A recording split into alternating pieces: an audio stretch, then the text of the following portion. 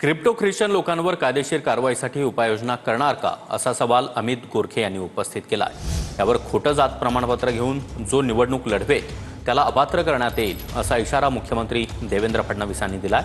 तर चुकीचं प्रमाणपत्र देत कुणी नोकरी मिळवत असेल तर कारवाई केली जाईल असं देखील फडणवीसांनी स्पष्ट केलं आहे।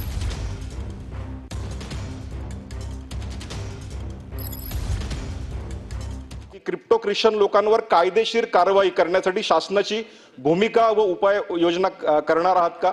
जात पडताळणी समिती अपॉइंटमेंट करून अशा केसेसच्या चौकशी आपण शासनाद्वारे करणार आहात का? त्यासाठी जिल्हाधिकारी यांच्या अध्यक्षतेखाली ही समिती गठीत होईल का? हे जर हिंदू, बौद्ध किंवा सिख या कम्युनिटीचे नसतील तर त्यांना तो आरक्षण घेण्याचा अधिकार असणार नाही। अशा प्रकारचे कागदपत्र देऊन शेड्यूल कास्टचं आरक्षण घेतलेलं असेल तर त्यांचं व्हॅलिडिटी सर्टिफिकेट आणि कास्ट सर्टिफिकेट हे विहित प्रोसिजर प्रमाणे रद्द करण्यात येईल।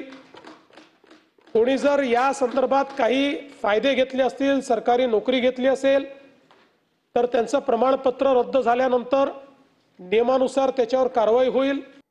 हा जो क्रिप्टो ख्रिश्चन हा जो प्रकार आहे की गुप्तपणाने ख्रिश्चन धर्म स्वीकारून यामध्ये महिलांना फसवून त्यांच्याशी लग्न करून त्या मुलींना जीव देण्यापर्यंतच्या घटना राज्यामध्ये घडतायत। यामधली सांगलीची ऋतुजा पाटील जी कुपवाडची मुलगी होती, उच्च शिक्षित घराणं, उच्च शिक्षित मुलगी, आणि असं असताना सुद्धा जात लपवली गेली। सुकुमार राजगेकडनं तिच्याशी लग्न झालं, लग्नानंतर लक्षात आलं की हे ख्रिश्चन आहेत आणि अशा पद्धतीने ख्रिश्चन धर्म स्वीकारण्यासाठी तिचा अनन्वित असा छळ झाला आणि त्याची परिणिती अशी झाली की 7 महिन्याच्या गर्भवती ऋतुजाला आपला जीव गमवावा लागला।